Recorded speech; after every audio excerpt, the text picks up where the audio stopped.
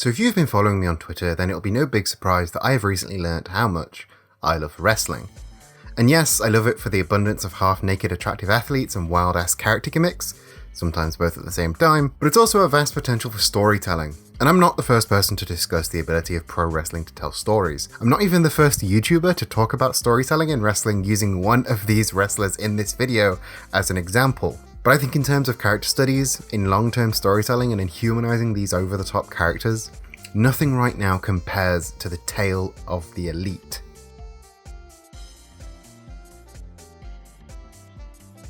For the uninitiated, the Elite is a stable of wrestlers created by Kenny Omega and the Young Bucks in New Japan Pro Wrestling in 2016, as a subgroup within the Bullet Club. After striving to push the Elite to the forefront in a civil war within the Bullet Club, the trio left New Japan along with new members Cody Rhodes and Hangman Adam Page, and they formed All Elite Wrestling.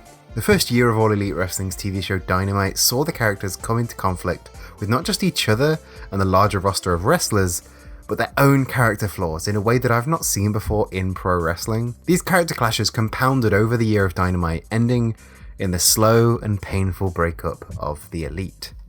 And a lot can be said about the story of the breakup of the Elite, some of which may be speculation seeing as the story isn't over yet. However, in the past year, each involved party has shown signs of extremely detrimental behaviour in healthy friendships. Of course, there are some overlap between the traits of different characters, but I tried to nail each habit to one character. Furthermore, though this is not supposed to be a full summary of last year's storylines, seeing as there is a lot of story and I needed to cap it somewhere. Also, if you don't really care for over-interpretations of fictional characters and their arcs, this video probably isn't for you. Just, leave a like and a comment and you can be on your way. Class dismissed. But we're going to start with Hangman Adam Page. The anxious millennial cowboy and youngest member of the Elite has been through a lot of turmoil since Dynamite began, both in and out of the ring.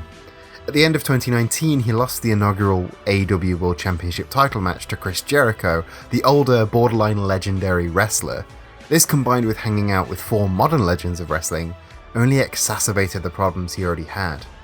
At the beginning of 2020, he and Kenny Omega won the AEW Tag Team title belts from SCU on a boat, which you think would help build up Hangman's sense of self-worth.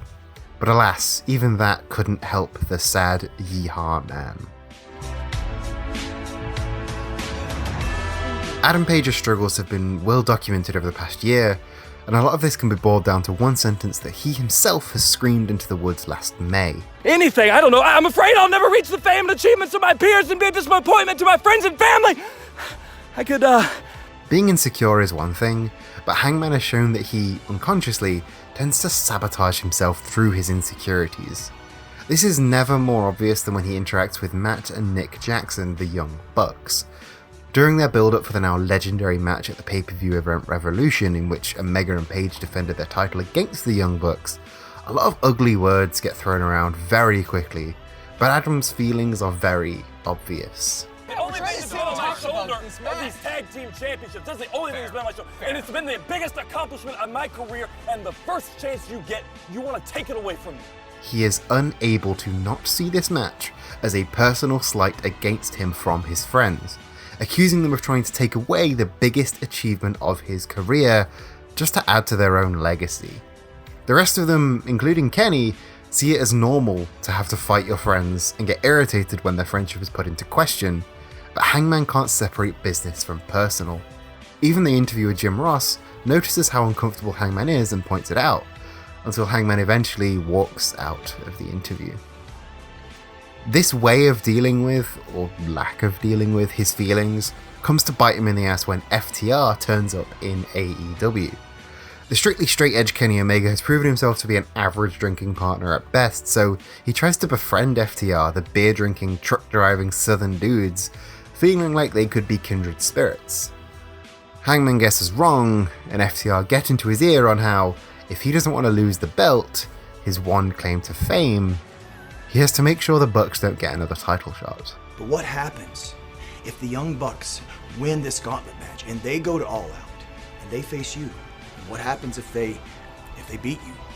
Then everything that you undone just goes right back to where it was before, and you step right back in their shadow, Adam. Right where they want you, Adam. So he does. He sabotages his so-called best friends, causing them to get knocked out of a chance to take the titles off him. He then loses the belts, not to his supposed best friends the Bucks, but to FTR and his own insecurities, as he says so in this post-match interview. And it wasn't inevitable.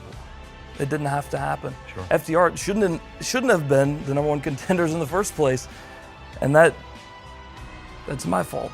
Wait a minute, so you're blaming yourself?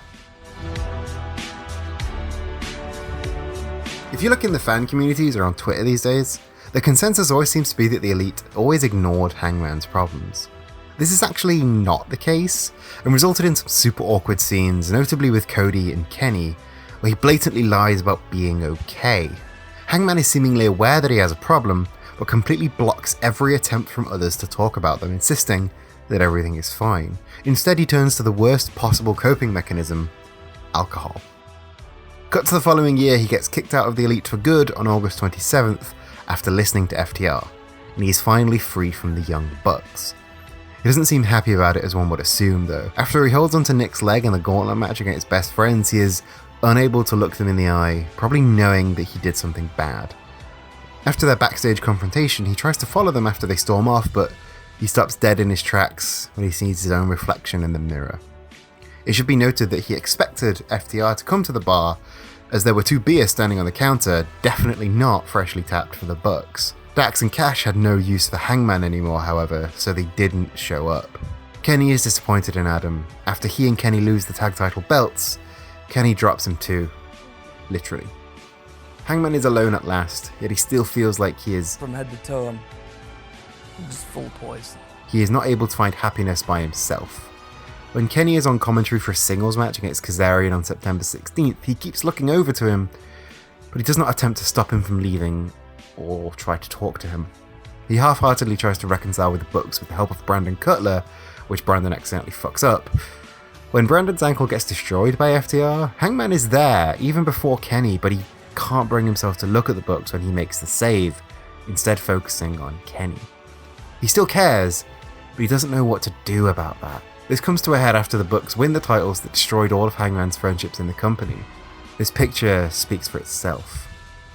The Elite is happy without him, celebrating in the ring, and he is now on the outside looking in, and he still feels unhappy even now that he's free of them. They drive this home in the next episode of Being the Elite, where Hangman seeks out their locker room and overhears them singing to Queen. When they belt out No Time for Losers, oblivious to Adam's presence, he leaves.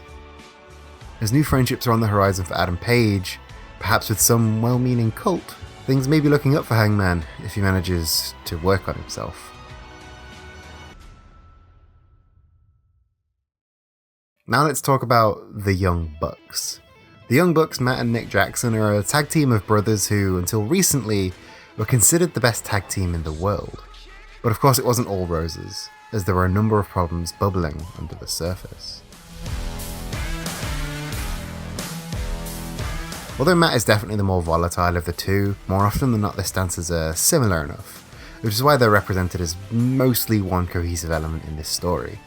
Since they were essentially dragged into an actual babyface turn in 2018 by Kota Ibushi, Kenny's former tag team partner and best friend in New Japan, after accepting him as their kind of brother-in-law, their character motivations can be summed up as bastard gremlins trying very hard to be good people, but being really bad at it. A recent example was during their match against FTR, in which they were considered to be the lesser bastards, where they deliberately targeted and stomped on Dax's already injured hand. Not the typical strategy of the good guy. This characteristic is probably most obvious with their friends though. To put it nicely, the Bucks are kind of dumb and oblivious when it comes to any friendship that isn't Kenny. This was fleshed out in the feud between Brandon Cutler and Peter Avalon, where they didn't come to support their friend Brandon. At the same time, it was established that while they will probably not understand that something is a big deal at first, if you spell it out for them, they will understand, they will come through, and they will apologize. I think I was a little too hard on you the other week. Water under the bridge Sorry, at this point, man. sorry about that. I love you guys. Leading into Revolution, it was apparent that they've come to a point in their career where they try to separate business and friendship from each other. They've learned that taking things too personal, as first illustrated by Young Bucks versus Golden Lovers, Kenny and Kota Ibushi, a match at which at one point everyone except Ibushi is crying, this can be unbelievably bad for you. This was further established on AEW when they faced SCU on December 18th, 2019 for the titles, and saying they would celebrate Christmas together afterwards anyway. They have not once considered that this might not be the case for Hangman though. Since Revolution 2020, their stance on the Elite has been, this is fine. Okay, this is good, right? Feels like old times. We're okay, right? Wrongly assuming that everyone got their horrible feelings out of the way at Revolution. One must find a fine balance when dealing with your friends' issues. On one hand, yes, you should be there for them and you should try and help them when they ask you for help. However, constantly playing therapist to your best friend can be hugely detrimental to your own mental health in the long run if you're not careful. The Bucks were able to maintain that balance by doing neither. After Hangman screwed them out of the gauntlet match for the number 1 contendership, as we mentioned in the Hangman Page section, they were unable to keep ignoring the problem. There are many different ways of lashing out, however the Bucks tend to stick to screaming. This is more apparent with Matt than with Nick, seeing as Matt tends to be the one portrayed to have a short fuse. 3 notable examples are Kenny, And all that time, Kenny, all that time, where was he? Brandon Cutler, How about you finish BTE? Get your ass out there and finish it, you ungrateful bastard. and finally Adam. Since November, you've been asking for it, and we've been clinging on to something that doesn't even exist anymore. You didn't want to be our friend. You didn't want to be in the Elite. And Once again with Adam, it's apparent that his issues lie with the championship and how it is tied to his self-worth. While the Bucks miss the point and Matt, in tears, yells at him about his friendship and officially kicks him out of the Elite. you're out of the Elite. Another way of lashing out manifested itself over the next few weeks. They did not handle having to come to the fact that their friendship with Hangman is irredeemably shattered very well. They were unreasonably angry at Jurassic Express during All Out 2020. They chose violence, and in the following weeks they superkick Alex Marvez when he tries to ask them about their breakup, they superkick a referee, Matt breaks Tony Schiavone's phone on the 23rd and destroys Brandon's laptop on the following BTE. Brandon, as usual the only sensible one, asks, why is everyone dealing with this by breaking things? Only after Brandon annoys them for weeks, they stop their petty behaviour and try and reach out. Matt tells Adam that he loves him.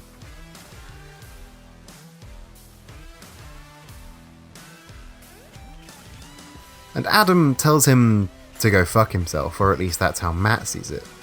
We still never found out who picked up Adam's phone from inside that pumpkin, but I have a few suspects. Since Kenny officially turned heel when he won the title, we'll get to that, don't worry. The Bucks have shown signs of this behaviour once again. They are unfortunately ride or die for Kenny, at least for now. On the 13th of January, they expected to team with Kenny, but didn't seem terribly surprised when Kenny's new manager Don Callis screwed them over. Nonetheless, after the 6-man tag match, they came out to possibly stick up for Kenny, even after what had transpired just 10 minutes earlier. It remains to be seen if they will start lashing again after Don Callis and Kenny try to toss them aside like dirt, or if they respond again by sticking their heads in the sand. And finally, let's talk about Kenny Omega. Kenny Omega was to wrestling what Michael Jordan was to whatever sport he played. Basketball? That sounds about right. He was the best bout machine. He was the golden boy, but then, like all reigns, it had to come to an end.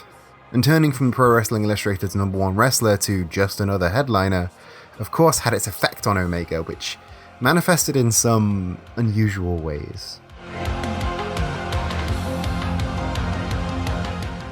Kenny Omega came back to US territories in 2019 with all the enthusiasm in the world.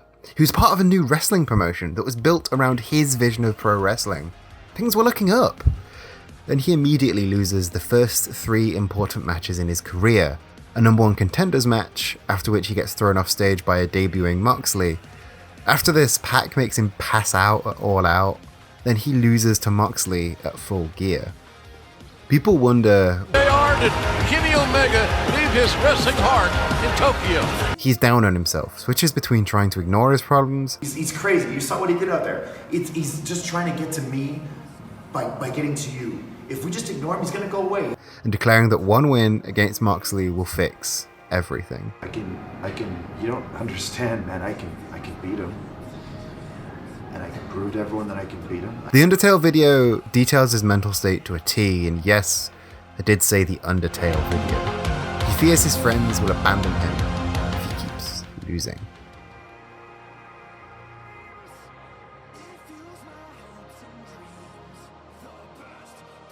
Then him and Hangman start teaming up in mid-December 2019 and things look up. They start winning.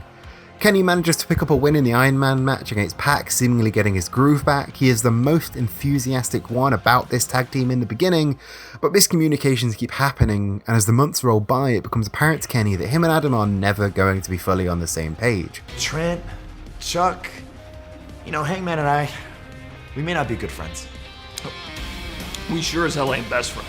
The novelty starts to wear off and Hangman starts to be the one to hang on. Hangman even goes as far as to tell Mr. Brody Lee, rest in peace. No, it's okay. I'm in a much better place now.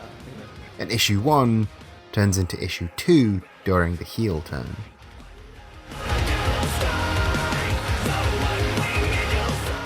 After he drops off Hangman in a hurry and drives off after All Out 2020, he starts acting like a different person. I give a year of my life to the team, to Hangman, to tag team wrestling. I think it's time I go back to singles action. While at first he claims that he holds no ill will to his time in the tag team division, he starts dismissing his former tag team partner openly. I seriously thought Hangman was taking a big loss there. Oh, jeez. He enters the tournament for the world title shot, which Hangman is surprised by, since he wrongly assumed that they would continue to team up. Kenny starts acting like he doesn't need his friends anymore. Then he brings in the actual worst person, Don Callis. He starts using bastardized versions of his old self to prove that he is still the old Kenny Omega, the best wrestler in the world. People want the Cleaner? No problem. The Cleaner will now be represented by dancing cheerleaders. The old Kenny was a petty bitch whenever Ibushi was mentioned. He and Don will now insist that nobody has ever kicked out of Kenny's finishing move, the One-Winged Angel, whereas in fact Ibushi was the only one ever to do so. I put some footage here of that, but New Japan gets quite takedowny. But anyway, people want the Bullet Club? Here's the Good Brothers. They were never a part of the Elite while they were in the Bullet Club, but they are tag team champs like the Bucks, so good enough, huh? The cracks openly start to show in the build-up to the title match with Moxley, where he is confronted with the possibility of not being able to reach the top of the mountain anymore. But people want AEW World Champion Kenny Omega, and he wants to prove that he's still the best in the world. And with Don Callis' help, he can do so, even if he can't on his own skill. Hangman and Kenny go through quite a similar journey mentally, although from opposite sides of the spectrum, with quite different reactions. Adam's insecurity stems from him feeling like he's not achieved enough, ignoring for one that he's several years younger than his counterparts. Nick is 2 years older, Matt is 6 years older, and Kenny is 8 years older than him. Kenny's insecurity could have partly stemmed from the passage of time as well, as he is now closer to 40 than 30. He will have to deal with the fact that eventually someone younger than him is going to overtake him, maybe even his former tag partner. So while Hangman's core emotion in this story could represent sadness and the Bucks could be anger, Kenny's is desperation. In conclusion, Super Eye Patch Wolf said it best when he said wrestling was simply big characters clashing each other in the ring.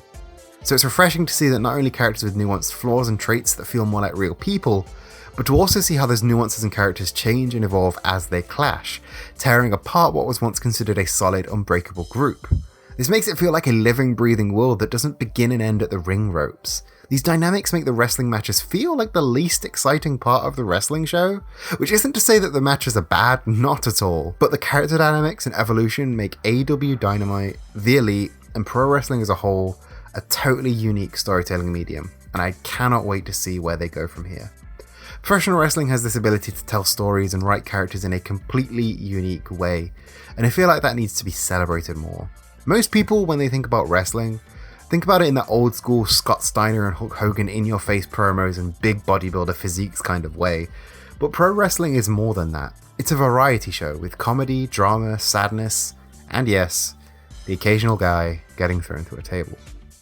Thanks for watching. And a huge thank you to Reddit user Danny08, who was cool enough to let me adapt the post that they had written on the subreddit r/squared circle into the script for this video. And thank you to everyone on screen right now for helping me to fund dumb videos like this one where I can just gush about a thing I like for a bit.